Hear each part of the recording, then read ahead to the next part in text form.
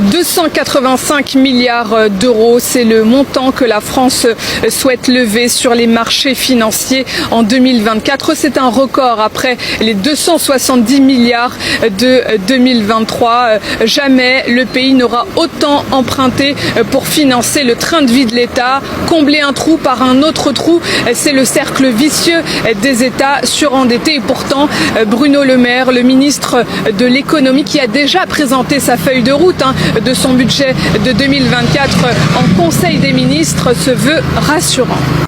Ce budget 2024 est la première marche ambitieuse pour accélérer le désendettement de notre pays et réduire notre dépense publique. La dette de l'État ne fait qu'exploser année après année. Elle s'établit aujourd'hui à 3 000 milliards d'euros. Elle a gonflé de 800 milliards depuis l'arrivée au pouvoir d'Emmanuel Macron en 2017. Alors forcément, sur la toile, les commentaires de désolation se multiplient. En 2024, la charge de la dette coûtera aux Français quasi l'équivalent des budgets de l'armée et de la justice réunis en pure perte.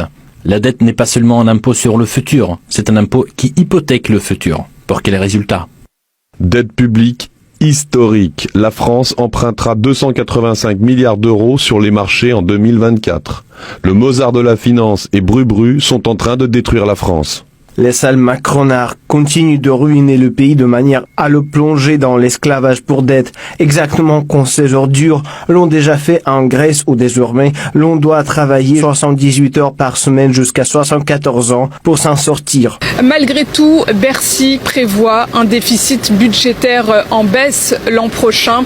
Le projet de loi de finances de 2024 sera débattu au Parlement tout au long de l'automne.